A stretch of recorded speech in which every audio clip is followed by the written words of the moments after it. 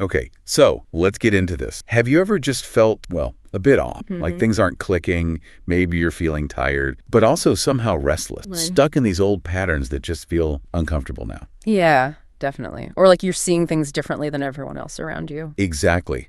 That feeling, that kind of invisible struggle where you sense you should be somewhere else or doing something different, but you have no idea how to even start. Right. If any of that sounds familiar, if you're feeling even a flicker of that right now, then yeah, this deep dive is definitely for you. We're looking at a source today. It's a transcript from a YouTube video, actually, and it dives right into these very specific feelings. Okay. It takes that whole swirl of confusion, that discomfort, maybe feeling lost, or even like something's wrong with you. Yeah. And it suggests something completely different is going on. Right. So our mission here is really to pull out the key insights from this perspective, kind of give you a shortcut to understanding what all that internal noise might actually mean. And the big idea we're exploring, this central point this source makes is, what if? What if feeling like you're falling apart isn't actually falling apart? What if it's the process of waking up? And, this source doesn't shy away from how rough that initial part can be. It's not painted as like this beautiful, serene thing. Not at all. It describes it as a time where you just feel everything so intensely, often before you even have the words or, the understanding for why you're feeling it. Yeah, it gets really specific, doesn't it? That feeling of like literally outgrowing your old self, like your skin doesn't fit anymore. Right, like old clothes. Exactly. And the heaviness of letting go of people you thought would always be there. Yeah. That weird, painful clarity where you suddenly see things and it actually hurts to see them. And it mentions crying for seemingly no reason or laughing at odd things, wanting to isolate. Yeah, I'm pulling back. And just questioning everything. Your life, what you believe, who you're close to, everything's suddenly up for review. The source actually calls this the unsexy, soul-ripping, ego dismantling part. Oof. Yeah. It makes it clear this isn't the shiny, happy part. It's the messy, necessary groundwork happening underneath. But then this is where the perspective really flips things, Yeah. It insists that all this chaos, this discomfort, it's happening for you, not to you. Okay, that's a big shift. Huge. The idea is if you're resonating with this, if you're feeling these things, it means something inside you is actually ready for this shift. You didn't just randomly get confused. Your soul's kind of signaling, okay, it's time. So it's not a sign you're broken or lost or falling behind schedule somehow. Exactly the opposite, according to the source. It's a signal you're waking up, and crucially, that you're exactly where you need to be in that process, even if it feels awful. That actually leads to another point it makes about understanding and timing. Like the answers don't just show up when your logical brain demands them. Right. It suggests they come when your whole being is genuinely ready to hear them, to integrate them. And a big part of that readiness is about the questions you're asking yourself. Ah, okay. How so? Well, it draws this really key distinction. Are you asking, why is this happening to me? Which kind of keeps you stuck in that victim mode, right? Yeah, powerless. Or are you shifting to ask, okay, what is this trying to show me? That simple change moves you out of resisting it and into, well, curiosity, and to maybe seeing a lesson or an opportunity. So looking back then, maybe thinking about those times that felt like complete dead ends. The source uses examples like losing a job that felt like everything. Or really bad heartbreak, or hitting what felt like absolute rock bottom, those moments that felt like walls. The source argues if you look back now, maybe you can see they were actually doorways. Doorways? How? Like that job loss. Maybe it was the only way you'd leave a situation that was actually draining you dry. That heartbreak, as awful as it was, maybe it was a door towards finally seeing your own worth, Okay. And hitting rock bottom. Maybe that was the only way down deep enough to get truly honest with yourself about what needed to change. So life kind of nudges you.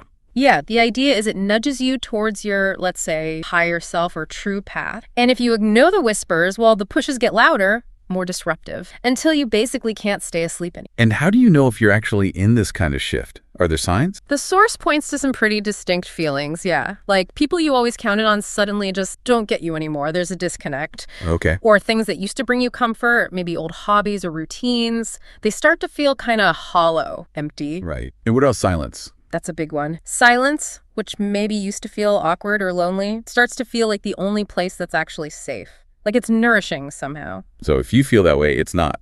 Yeah. You're not going crazy. No, not according to this view. It's framed as simply being not asleep anymore. You're just starting to perceive things on a different level, seeing through the surface stuff, the noise. Politeness that isn't always real. Exactly. The fake smiles, the superficial interactions, you start to see through it. And with that comes this realization, right? The source really emphasizes this, that Real peace, genuine contentment. It doesn't come from getting approval or status or having everything figured out. No, it comes from inside, from seeing who you really are underneath all that, accepting it, and starting to live from that place. But that growing awareness, it can also feel pretty lonely, can it? Oh, absolutely. Deeply lonely sometimes. Suddenly, like, normal conversations, the usual jokes, small talk, even being at parties or big gatherings, it can all start to feel like static, just background noise. Because your soul is craving something more. Something real, yeah, something deeper. And you feel the absence of it in those everyday spaces. The source described it as feeling like a ghost in the room, like you're watching life through glass. That captures it really well. Yeah. And this feeling isn't random. The perspective here is pretty radical.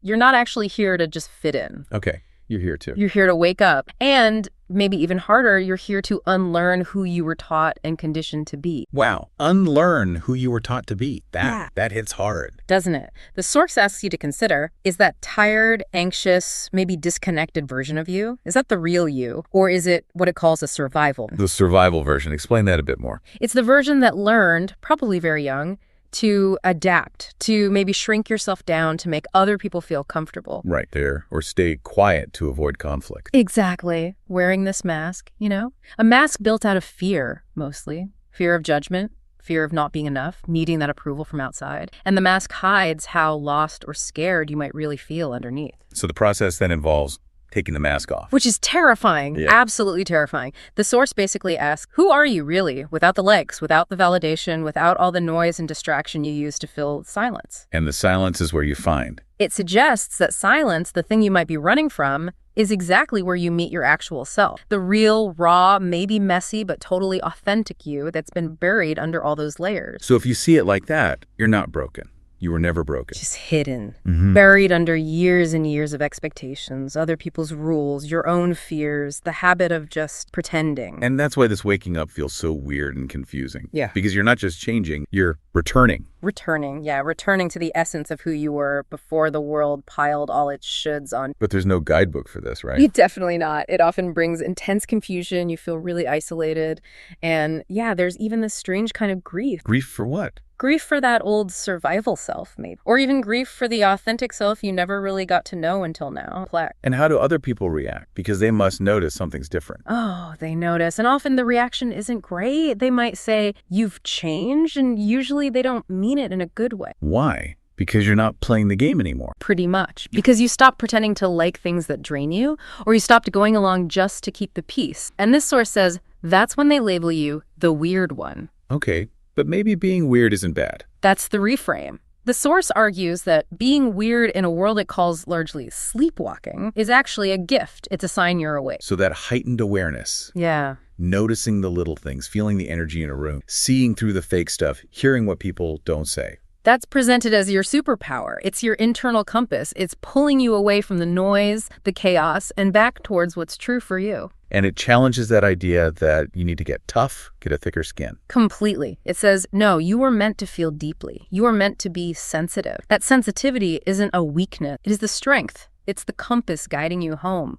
Being awake and feeling it all when others are trying to numb out. That's powerful. And once you've seen it, once you've had that glimpse behind the curtain, you can't unsee it. The source says the veil's been ripped off and everything looks different, feels different. The old world, the old way, they just don't fit anymore. You can't just force yourself back into the old box. Your soul won't let you. It's tasted something real, something true, and it just won't settle for the imitation anymore. You feel that internal friction, that quiet scream when you try to make yourself fit where you don't belong. That's how you know you've truly outgrown the noise, the pretending, the mask. But this kind of growth, Yeah. It doesn't come with applause, does it? No, definitely not. The source is clear. There's no cheering crowd, no standing ovation for choosing your truth when it makes you feel alone, or for walking away from things that used to define you but no longer feel right. So where does the real transformation? It suggests the real ones, our truly authentic selves, are forged in those quiet, empty spaces, in the nobody gets it moments, in the dark, confusing parts where you feel totally lost,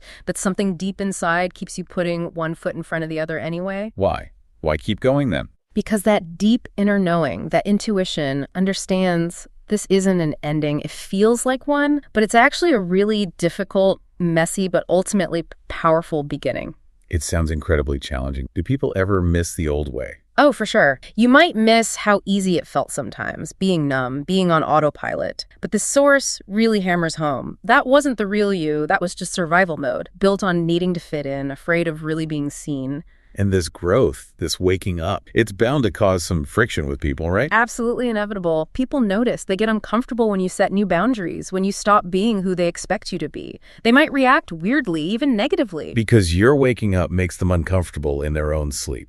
That's the idea, but the source is really blunt here. It is not your job to stay small or digestible, just so others don't have to look at themselves. Your truth, your authenticity, it's not up for debate. So what's the path forward then? If you can't go back and you can't make everyone comfortable. It's not about forcing. This perspective suggests the people who are really meant to be on your journey will either adjust, they'll meet you at this new frequency, or they'll quietly drift away. And both are okay. Both are framed as blessings, actually. Yeah. The core message is just keep going, keep navigating the storm, even without a map, because the version of you that's emerging on the other side, that's the authentic self you've been needing all along. Wow. Okay, so let's try and wrap this up. We've basically explored how that feeling of falling apart, that confusion, feeling stuck, it can be completely reframed, right? Yeah, powerfully reframed. This source suggests it's not about failure or being broken. It's this often really painful, deep process of waking up. Shedding that old survival self, the one built on fear and what everyone else expected. And returning to who you actually are at your core. Yeah. Raw, authentic. And seeing it this way is so valuable because it turns struggle and loneliness